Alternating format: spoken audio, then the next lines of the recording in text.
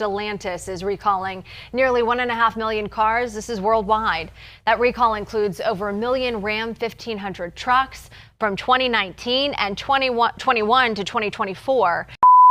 All right, guys, welcome back to the channel. Today, guys, let's talk about all these videos coming out. People speculating that Stellantis is going to come out with a V8 Banshee.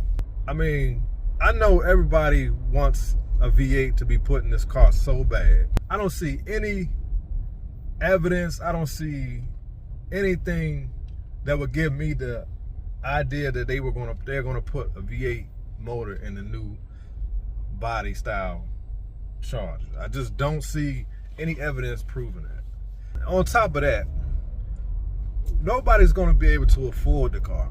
You think about it, the only thing that makes sense to me is the six-pack. That's the only car they have coming out that even almost makes sense to me. But when you think about them putting a V8 motor in this car, right now Stellantis is sourcing their parts and all the stuff that they're using to build these cars. They're using a cheap supplier. That's why you're having all these issues with the Wagoneers, the Jeeps. Chrysler parent Stellantis is recalling nearly 1.5 million cars. This is worldwide. That recall includes over 1 million Ram 1500 trucks from 2019 and 2021 to 2024. Also 33,000 Jeep Gladiator and Wrangler models. The company says a software malfunction may cause issues to the anti-lock brake system for these cars. Right now, no injuries or crashes are reported, but if you have any of the vehicles, call your dealership this morning. You can get a software update for free. Even this new EV that they're coming out with, that's why they're having problems with that car. So what makes you think that they're going to put forth the money to upgrade the supplies and the parts and everything that they need to make this V8 1,000 horsepower car work or be sufficient? We already seen evidence of them using cheap parts and rushing through projects with the Demon 170. I have no confidence in Stellantis at this point to where I would get excited about them potentially putting a V8 motor in this new body style Charger, the Banshee, or whatever they want to call it. I just don't see it happening. They invested way too much money in this EV stuff. They can't even move the cars that's already on the lot. I mean, most of the new Hellcats are sold. That's a fact. But they still got lots and lots and lots full of SUVs, Hornets, all kinds of vehicles that they can't sell. So for them to put a V8 motor in this new Charger, I mean, they're going to have to retool everything now. I don't know. I'm just speculating. I'm not an expert. I don't have any kind of inside information. I don't have any paperwork. Some people claim that there's some kind of mysterious paperwork saying that that's what they're going to do. There's no shot at nobody, guys. This is just my mind, how I think about things. They done lost their fan base. Nobody believes in Stellantis. Stellantis is at the bottom of the list. There are way too many other cars you can buy right now besides a damn Chrysler, Dodge. Now Ram, their trucks, I like their trucks. But when it comes down to cars, like performance cars or anything like that, there's way too many options right now. It is. I'm talking about for anything for like 2025 on up. Nobody's checking for Stellantis for a new car. Nobody's doing that. Because to me, the only thing they have that I would even think about considering, which is still super overpriced, is the Wagoneer. Look at this, 80K, nice truck. I have to admit, this is a nice truck. Can't say this truck is not comfortable, guys. Super, super nice. Smell good, plenty of room. Gotta look like I got the panoramic sunroof. I love this screen right here. This is nice. It's too bad they never upgraded the, infotainment system for the Chargers and the Challengers. Yeah, this is real nice. This kind of like, this is plastic though, if you ask me. Yeah, that's plastic. That's the only thing I would think about buying.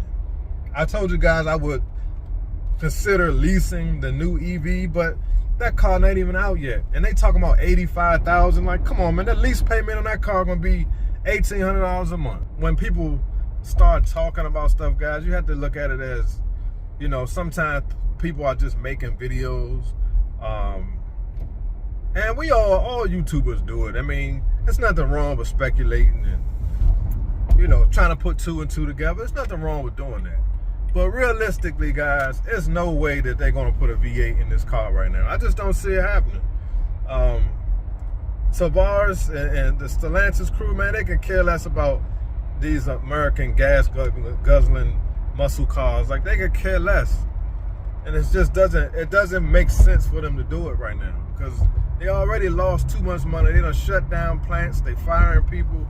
Now, maybe in 2028 or something like that, they may come out with some kind of hybrid V8. But for to say that they're going to put, I got some gas, the 6.2 or the 6.4 motor in the new body style Chargers is not going to happen. Hey, I'm just talking, and when I hear things, sometimes, you know, you got to just sit back and evaluate and analyze things and just look at for things for what they really are. And Stellantis has, to me, I mean, like I said, I mean, they could do it. I mean, I'm not saying it's not possible, but it's highly unlikely that they're going to do it. Highly unlikely. Tavares and Stellantis wanted to upgrade Chrysler, Dodge, Ram, and Jeep to be one of the top brands, one of the high quality luxury brands. See, what we have to understand, guys, Stellantis and Tavares, their whole plan is to try to present Chrysler, Dodge, and Ram as some kind of high luxury brand. They wanted their brand to be up there with Lexus, Mercedes, and BMW. That's what they was trying to get the brand to be. They wanted it to be a luxury brand. And during the pandemic, that's when they increased the pricing on the cars. And they were selling. So instead of them adjusting back to the times, which means bringing the prices back down because the inventory increased, nah, they wanted to be greedy, and they continued to raise the prices and keep the prices up very high, and they continued to charge the stupid markups. So because of that, a lot of people lost trust in the brand. And that's why now you got a lot of cars just sitting on the lot, because they were greedy during a time when people were in need, during the pandemic. People were in situations where they had to buy a car. And especially when the 23 last call cars were announced, people went crazy. They talking about, you won't be able to buy a Hellcat, you know, all that Durango, just the last Durango Hellcat. They did all that marketing stuff and scammed all these people. So now people have lost trust in the brand, and that's what's happening. Now they're starting to feel it, and they still, to me, seem like they ain't learned their lesson, because you still have some dealers charging an outrageous amount for these cars. So when you consider all that stuff, man, they'd be crazy to put 1,000 horsepower motor in a daggone Banshee right now, because nobody's gonna buy that, man. Nobody can afford that stuff right now, man. And with them having that type of mindset, that car gonna have a $50,000 markup on it. It's not gonna be a car that, it's gonna be like the Demon 170. It's gonna be an overpriced car that nobody can afford.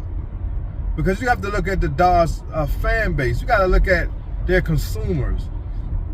A lot of Dodge consumers are everyday working folks. Yeah, you can have some rich people, you know, sprinkled in there, but for the most part, we're all mostly everyday working folks. Now, it'd be different if they want to come out and they want to put the 5.7 in, you know, the new Charger.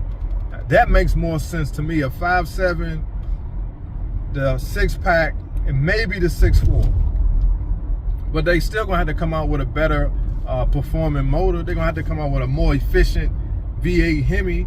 They're not gonna be able to stick the same motor in their car. Excuse me, guys. And that's just my opinion. I mean, I could be wrong. Like I said, we just having car talk. I'm not saying I'm some kind of specialist or I'm some kind of expert. I'm just, some of the things I'm just going off of what I've read and what I've observed myself. And me as an everyday working family man, I won't be able to afford that car. You know what I'm saying? And it just don't make sense to the average consumer. Now, to, you know, these big time YouTubers and the rich people, the 1%ers, it's nothing. But majority of us won't be able to afford that car. It's just the bottom line. I could easily sit here and just say things just to get clicks and sell you guys a dream.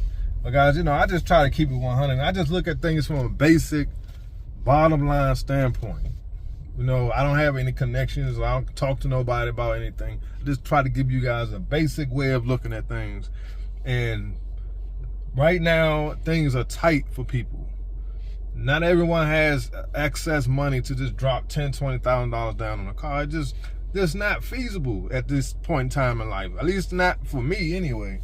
So when I make a video, I try to just keep it 100. I mean, I'm not gonna sit here and sell you guys a dream because, yeah, of course, I would love for them to put the 6.2, you know, with the supercharger in this car. That would be great. But it just don't make sense. It's just not logical, and it will not be affordable for the average person. It just wouldn't be.